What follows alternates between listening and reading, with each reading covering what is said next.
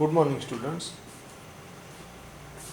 પેપરના સમમાં આગળ એપ્રિલ 2019માં 14 માર્કમાં પૂછાયેલો સમ છે એ તમને કરાવું છું.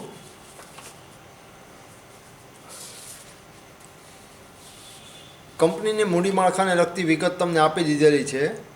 ડિબેન્ચર, પ્રેફરન્સ શેર્સ અને ઇક્વિટી શેર્સ 3 પ્રકારના જામીનગીરી છે. ત્રણેય પ્રકારની જામીનગીરીની ચોપડે કિંમત આપી છે, દાર્શનિક કિંમત આપી છે અને બજાર કિંમત આપી છે. અને વિકાસ માટે મૂડી ઊભી કરવા માટે બીજા 3 વિકલ્પ આપ્યા જે તમને મૂડી પડતર ગોતવા માટે ઉપયોગી થશે. કરવેરાનો દર 50% છે. આપેલ માહિતીને આધારે ચોપડે મૂલ્યનો ભાર આપીને અને બજાર મૂલ્યનો ભાર આપીને ભારિત સરેરાશ પડતર તમારે ગોતવાની છે. ખાસ જે આ પ્રકારના સમ પૂછાય છે એટલા માટે આ પ્રકારના સમની તમને વધારે પ્રેક્ટિસ કરાવી છે. હવે આ રીતે જ્યારે માહિતી તમને આપેલી હોય ત્યારે તમને ખ્યાલ છે કે સૌથી પહેલાં જામીનગીરીની સંખ્યા તમારે ગોતવાની રહે. પહેલા વિકલ્પની અંદર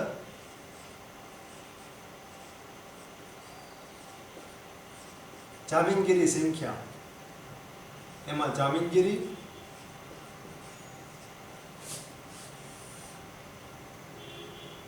ચોપડે મૂલ્ય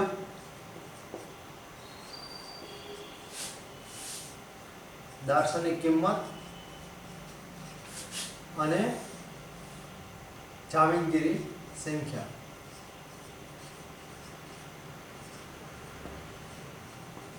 આટલું તમારે પહેલા ટેબલ બનાવવાનું રહે.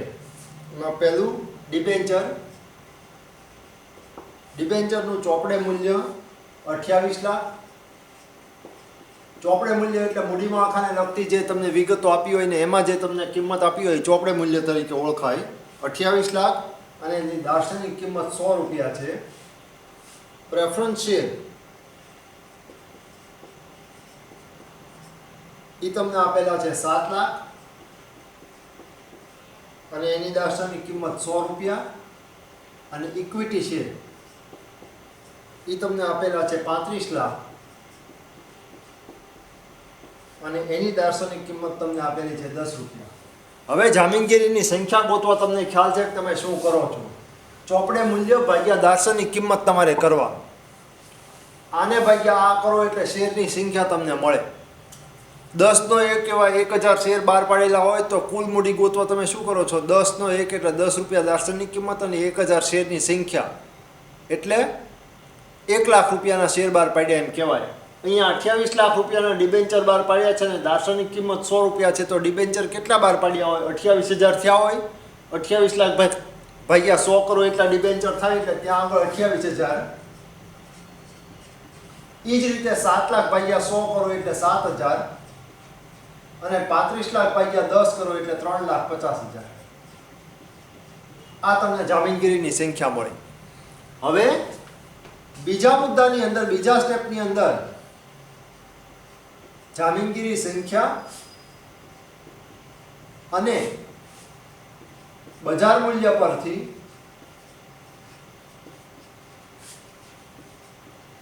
કુલ મૂડી. હવે એ જે કુલ મૂડી મળશે એ કઈ મળશે? આ ચોપડે મૂલ્ય હતું. હવે બજાર મૂલ્ય ઉપરથી કુલ મૂડી મળે એ કઈ મળે? બજાર મૂલ્ય મળે. એટલે ત્યાં કોલમ ઈને તૈયાર થશે પણ ઉપરના હેડિંગ જે છે એ બદલાઈ જશે. જામીનગીરી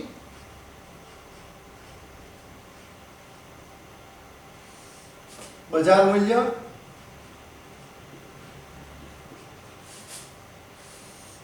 જામીનગીરી સંખ્યા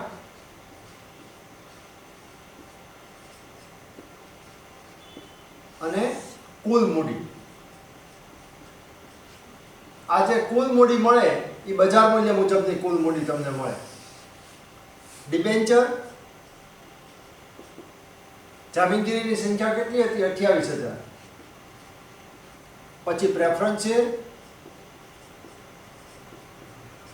જામીનગીરીની સંખ્યા 7000 અને ઇક્વિટી શેર સંખ્યા 3,50,000. હવે બજાર મૂલ્ય તમને નીચે આપેલું છે. ડિબેન્ચરની બજાર કિંમત 105 છે. પ્રેફરન્સ શેર 115 ના ભાવે વેચાય છે અને ઇક્વિટી શેર 20 રૂપિયા. જો આટલાની કિંમતે વેચાય છે અથવા આટલું બજાર મૂલ્ય છે અથવા આટલાના બજાર મૂલ્યથી શેર છે તો એ બજાર મૂલ્ય થયું, આટલાના ભાવે વેચાય એવો શબ્દ આપે અથવા આટલાના ભાવનું બજાર મૂલ્ય, બે એક જ વસ્તુ થઈ. હવે અહીંયા આગળ તમે ભાગાકાર કર્યો તો અહીંયા આગળ તમારે ગુણાકાર કરવાનો આવશે. શું કામ? તો કે બજાર મૂલ્ય અને જામીનગીરીની સંખ્યા ઉપરથી બજાર મૂલ્ય મુજબ મૂડી તમારે ગોતવી છે, એટલા માટે અહીંયા જે વસ્તુ કરી હતી એની ઊંધી વસ્તુ અહીંયા કરવાની આવે. તો તમને બજાર મૂલ્ય ડિબેન્ચરનું મળશે 29,40,000, પ્રેફરન્સ શેરનું બજાર મૂલ્ય તમને મળશે 8,05,000 અને આનું મળશે તમને 70 લાખ. હવે ચોપડે મૂલ્ય અને બજાર મૂલ્ય પ્રમાણે ભારિત સરેરાશ પડતર ગોતવા માટે તમારી પાસે ત્રણ વસ્તુ જોઈએ. પહેલું ચોપડે મૂલ્ય જોવે, બીજું બજાર મૂલ્ય જોવે અને ત્રીજું મૂડી પડતરનો દર જોવે. ચોપડે મૂલ્ય તમને આપી દીધું હતું, એના ઉપરથી બજાર મૂલ્ય તમે ગોત્યું.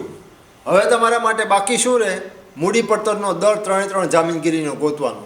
એ માટે તમને નીચે આપેલું છે કે કંપની વિકાસ માટે બહારની મૂડી ઊભી કરવા માગે તો એના માટેના વિકલ્પ નીચે પ્રમાણે છે. એમ કરીને 3 ડિબેન્ચર, પ્રેફરન્સ શેર અને ઇક્વિટી એની મૂડી પડતર ગોતવા માટે તમને એ માહિતી આપેલી છે. જ્યારે તમને એમ કે વિકાસ માટે મૂડી ઊભી કરવા માટે નીચેના વિકલ્પો છે ત્યારે એ સમજી જવાનું કે મૂડી પડતરનો દર ગોતવા માટે એ માહિતી તમને આપી છે. બે વસ્તુ તમને મળી ગઈ. ત્રીજી વસ્તુ મૂડી પડતરનો દર ગોતવા માટે હવે ત્રણે વિકલ્પ જે છે એનો ઉપયોગ કરીને આપણે મૂડી પડતરનો દર ગોતશું.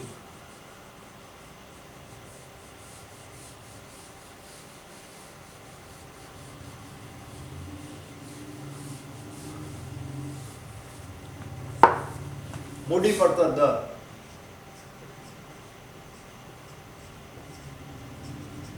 એમાં પહેલું ડિબેન્ચર. ડિબેન્ચરમાં 100 એક એવા 10 વર્ષના ડિબેન્ચર મૂળ કિંમતે પરત કરવા પાત્ર, વ્યાજનો દર 8%, બહાર પાડવાનો ખર્ચ 4% અને વેચાણ કિંમત ₹100. અને છેલ્લે માહિતીમાં તમને કરવેરાનો દર આપેલો છે. રકમ જ્યાં આગળ પૂરી થાય છે ત્યાં આગળ કરવેરાનો દર 50% તમને આપેલો છે. તો ડિબેન્ચરમાં કરવેરાનો દર લાગુ પાડવાનો થાય.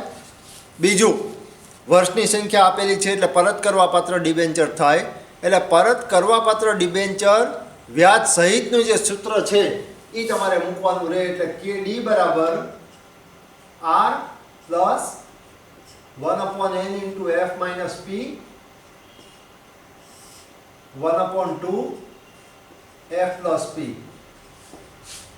Into 1 minus T into 100. હવે આર કેટલો આવશે? 8%ના વ્યાજના ડિબેન્ચર છે એટલે ₹8 વ્યાજનો દર આવે, પ્લસ 10 વર્ષ માટેના ડિબેન્ચર છે એટલે ₹10 આવે. દાર્શનિક કિંમત ₹100 છે. હવે પ્રાપ્ય રકમ એ કઈ રીતે ગોતાય? તો કે દાર્શનિક કિંમત તમને કેટલી આપેલી છે? મૂળ કિંમત ₹100, બહાર પાડવાનો ખર્ચ એ બાદ થશે. એ કેટલો આપ્યો છે?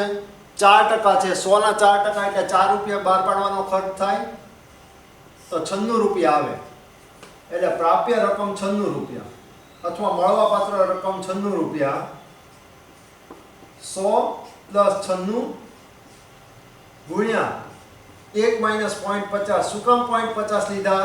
કરવેરાનો દર 50% છે એટલે ગુણ્યા 100.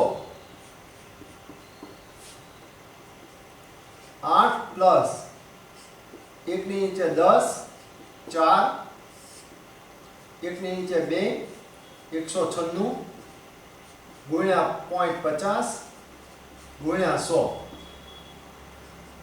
8 પ્લસ અહીંયા 0.4 થઈ જાય, નીચે 98 ગુણ્યા 50 એટલે 8.4 ભાગ્યા 98 ગુણ્યા 50 એટલે એનો ફાઇનલ આન્સર તમને મળે 8.57%.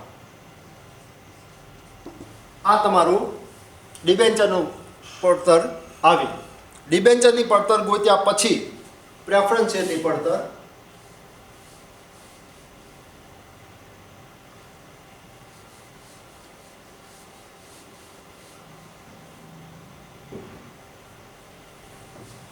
બીજું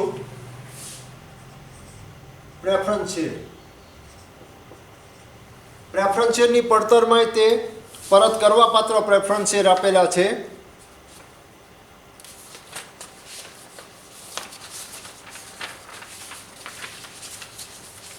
સોનો એક એવા 12 વર્ષીય રિડીમેબલ પ્રેફરન્સ શેર જેના ઉપર ડિવિડન્ડનો દર 12% છે અને શેર બહાર પાડવાનો ખર્ચ 4% છે.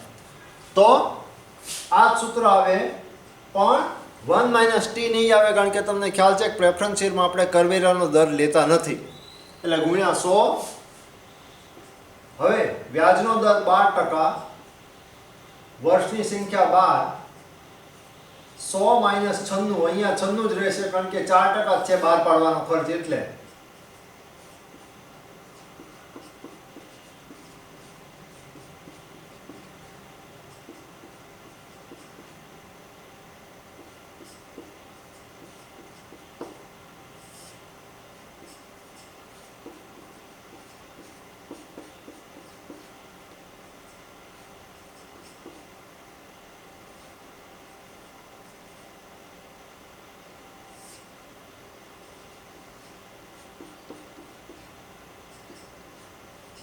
(12.33/98 ગુણ્યા 100), એટલે એ તમને મળશે 12.58%.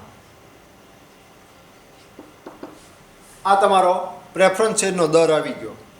હવે છેલ્લે ઇક્વિટી મૂડી પડતર.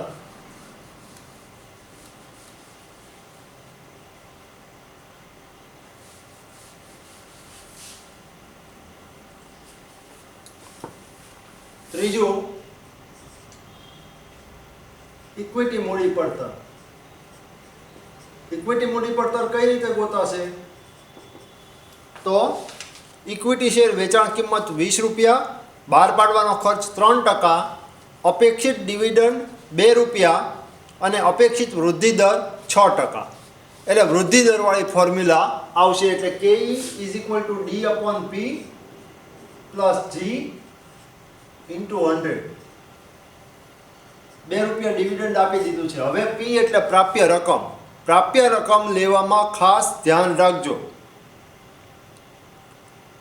વેચાણ કિંમત 20 રૂપિયા છે, એટલે 20 રૂપિયા ત્યાં મળવાપાત્ર રકમ થાય. પહેલી, શેર દીઠ 20 રૂપિયા વેચાતા હોય શેર, તો તમને મળે કેટલા? 20 રૂપિયા મળે. પણ બહાર પાડવાનો ખર્ચ 3% છે, એટલે 20 રૂપિયાના 3% તમે કરો એટલે એ 0.60 આવે. એટલે પ્રાપ્ય રકમ ત્યાં આગળ 19.40 થાય, કારણ કે 20ના 3% તમારે કરવાના રહે. અગાઉમાં 100ના 4% તમે કર્યા હતા, એમ અહીંયા 20ના 3% કરવા પડે, તો 19.40 પ્રાપ્ય રકમ આવે. ગુણ્યા વૃદ્ધિ દર કેટલો છે? પ્લસ વૃદ્ધિ દર કેટલો છે?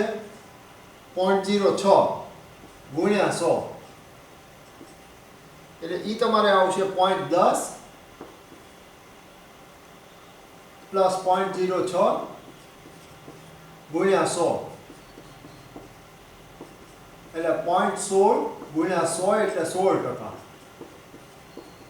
આ તમને 3 મૂડી પડતરના દર છે એ મળી ગયા. પહેલાં આપણે જામીનગીરીની સંખ્યા ગોતી. જામીનગીરીની સંખ્યા ગોતીને એના ઉપરથી બજાર મૂલ્ય જે છે એ બજાર મૂલ્ય ગોત્યું, અને બજાર મૂલ્ય ગોત્યા પછી ચોપડે મૂલ્ય અને બજાર મૂલ્ય તમને મળી ગયું.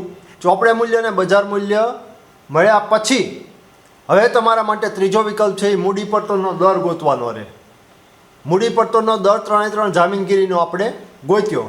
હવે તમારી પાસે ચોપડે કિંમત અને બજાર કિંમત પ્રમાણે ભારિત સરેરાશ પડતર ગોતવા માટે જેટલી જરૂરી રકમ છે એ તમામ રકમ તમારી પાસે આવી ગઈ છે. હવે નેક્સ્ટ પાર્ટની અંદર ચોપડે કિંમત અને બજાર કિંમત પ્રમાણે ભારિત સરેરાશ પડતર છે એ આપણે ગોતીએ.